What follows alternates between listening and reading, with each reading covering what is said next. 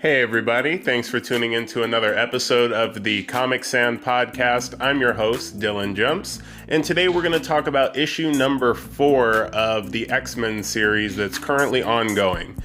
Before I get into that, as always, like, comment, share, and subscribe to help out the podcast. And if you are looking for other ways to help out the podcast, I do have a new merch shop up. Link is in the description, or you can always go to jumpscreative.com and click on the shop tab. We've got clothing items up there, as well as pillows, mugs, and other stuff. So go ahead and check that out. With all that being said, let's go ahead and take a look at this issue, number 4. So this issue serves as somewhat of a Halloween issue. I'm not exactly sure when this episode will air, but the issue was released in October, so there's nothing in the issue that is, specifically geared towards Halloween. They don't go to a haunted house or anything like that, but we do see that in the courtyard of the treehouse, which is the X-Men's base of operations, we do see some jack-o'-lanterns, one that actually looks kind of like a Cyclops jack-o'-lantern, which is a little bit funny. This whole issue takes place on one night, and that being said, the X-Men are actually all asleep in the treehouse when the issue starts. All of them seem to be having nightmares. Cyclops is having nightmares about some of the past tragedies in his life, including, the plane crash that left him and his brother as orphans. Jean is having nightmares about her time as the Phoenix. If you've seen the original X-Men movies, X-Men 3 Last Stand, she kind of had a Dark Phoenix storyline in there. I'd say if you wanted to learn anything about her time as the Phoenix, watch the original trilogy, the Last Stand movie. Don't watch X-Men Dark Phoenix. It was the first movie that ever made me realize that I could hate a movie. That being said, even Last Stand is not 100% accurate, but it's just a better movie. A brief rundown of what her, being the Phoenix was is just pretty much the Phoenix is a cosmic entity. It's it's like a fire phoenix that goes through space and searches for a host. And back in, early comic book days, I think it was probably in the 80s or 90s that this happened. More than likely 90s. That's when a lot of the, crazy storylines happened, at least in my opinion. The Phoenix chose Jean Grey as a host. At first, it seemed like a good thing. Her powers were even stronger than they were before, and as you'll see in this issue, she's a very strong telepath. But over time, she started to become Dark Phoenix, and became, kind of the enemy of the antagonist of those storylines. So that's just brief rundown on her being the Dark Phoenix. She hurt people, and that's what she's having the nightmares about. After we see what the X-Men are having nightmares about, we then see that lurking over them in their sleep is Nightmare, capital N. I'm pretty sure that just by his name, you can kind of guess what he is. He actually rules over the realm of nightmares. He's kind of like an evil Sandman, if you will. He's currently taking advantage of the fact that Doctor Strange is dead.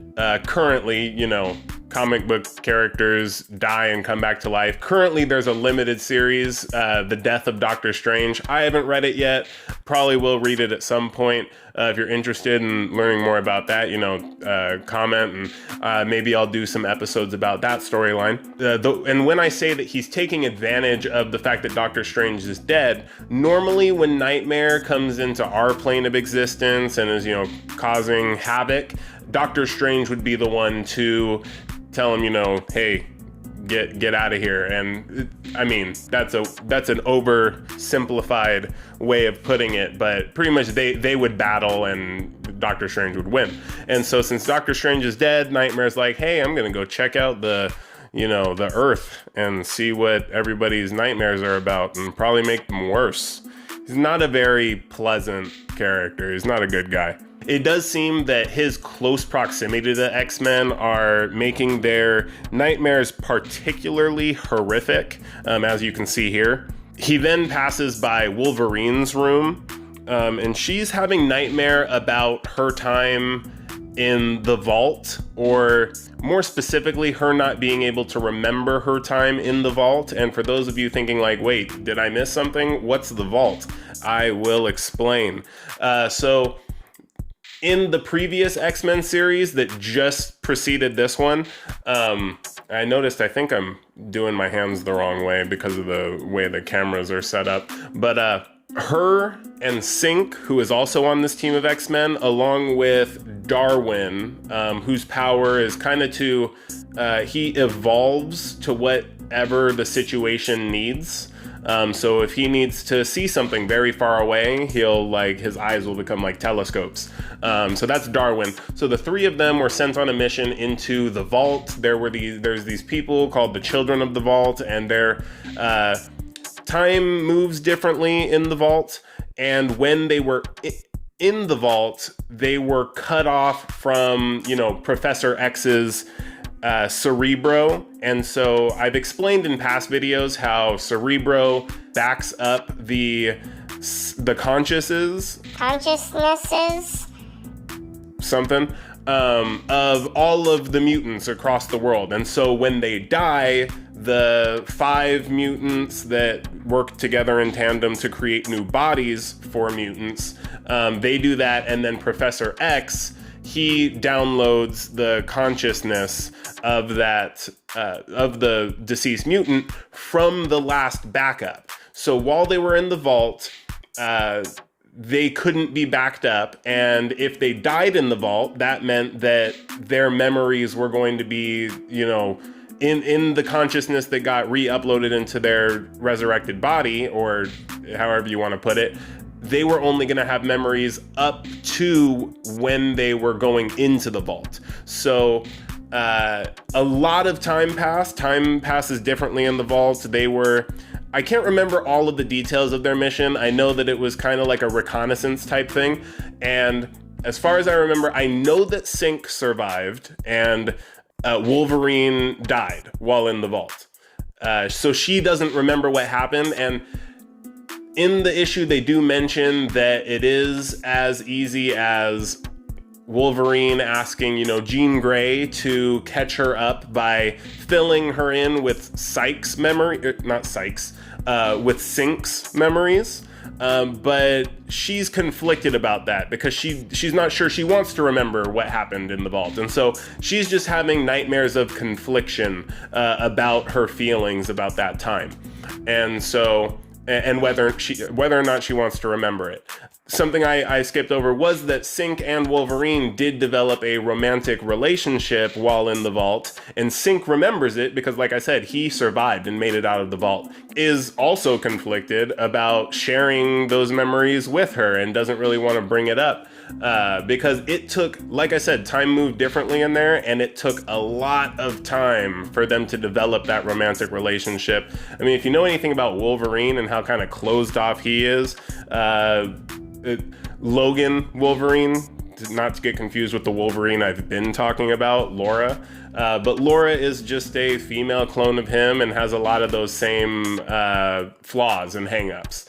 And so there's just a lot to get into there. In some of the preceding issues, there's been somewhat of a romantic tension between the two, so they've been playing on that a little bit. I imagine that they'll end up in an actual romantic relationship at some point in the future, but let's get back to issue number 4 before I just keep going on these tangents. And so while he is observing Wolverine's nightmare, he is snatched by Jean Grey, who has been woken up and is now fully clothed. Apparently it was an emergency, but not so much an emergency that she didn't have time to change from her nightie into her uniform. She tosses Nightmare out of the treehouse, kind of just like a rag doll, and this just infuriates him. A black horse materializes, and Nightmare, mounts it, and I guess you could say that it was Nightmare's nightmare. Maybe some of you are thinking that pun was a nightmare. He's furious. He's yelling for Jean to come out and face him. only to find that he is no match against her psychic warfare. She sends him packing, and then telepathically calms the humans that have been affected by Nightmare's presence. Everyone around them has been having nightmares and waking up in the middle of the night. So she just, helps them to drift back on to sleep and have some sweet dreams. Happy ending for a Halloween issue. This portion of the story ends with her joining Cyclops back in the treehouse. Cyclops has just been awoken, and that's it for that portion of the story. But as you've seen in the previous episodes, there are somewhat of after credits scenes or after action, however you want to put it. And so the first thing we see is, meanwhile, Ben Urich is at the emptied grave of Nathaniel Summers, which is, some of you may know him as Cable. He was played by Josh Brolin in Deadpool 2.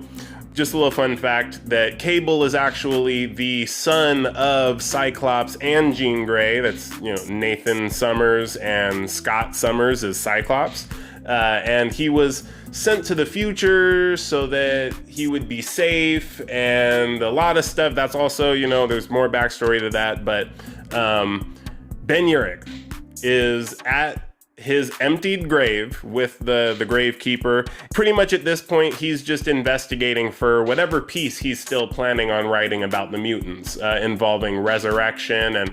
And recently, Cable was resurrected in a different comic book series, so this is just kind of a tie into that, and that's a story for that comic series. It's actually Cable is the name of the comic series, but it's about his younger self, which is now living in the present, and X-Men gets really crazy, if you can't tell yet. Next, we see Fei Long traveling into space. If you don't remember who Fei Long is, he was that guy from the first scene of issue number 1 who was mad that the mutants went to Mars, named it Arakko, and colonized it, because that was his lifelong dream. So, like I said, we see him traveling into space through what he's saying to his onboard computer, or maybe it's, mission control back on Earth. We realize that he is headed to Mars. This is a brief scene. We see him go into a chamber and is mentioning cosmic rays, like he's about to soak them up. And for anyone who doesn't know this, the Fantastic Four, they were given their powers by actually being hit by a barrage of cosmic rays while trying to, take a space flight into space, because that's where you take space flights to. He goes into this chamber, and powered by a ruby quartz lens is soaking up cosmic rays. And ruby quartz is actually what Cyclops' visor is made out of to control his optic blasts from always, being released. Because without that visor, or without his special glasses, or as you may have noticed in this issue, his special sleep mask, his beams would just constantly go off. He has no control over it. Physically, he has to use devices. I don't know if the fact that the lens is made out of ruby quartz in this cosmic ray chamber that Fei Long is in actually ties into the fact that that's what Cyclops uses, but it is a little, tidbit there that some people would probably miss if I just, glossed over it. So we'll see. That was the end of the issue. We didn't see anything of Dr. Stasis in here, although there was one of those text pages that was just a letter from Dr. Stasis. Wasn't super substantial, so I didn't really include it, but that was the most we saw of Dr. Stasis, was a text page, not a drawn one. And so let me know what you guys thought.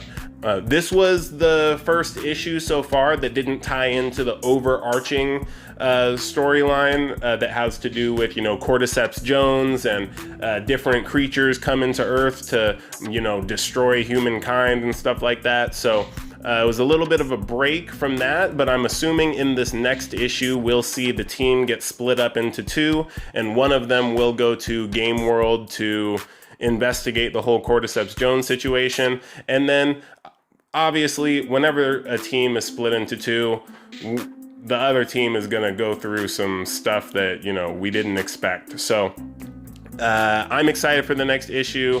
I think that we're building towards something insane, is my, is the best way I can put it. And yeah, so I'll leave it at that. Again, hope you all enjoyed. And if you're watching this at night, sleep tight. Don't let the nightmare bite. See you next time.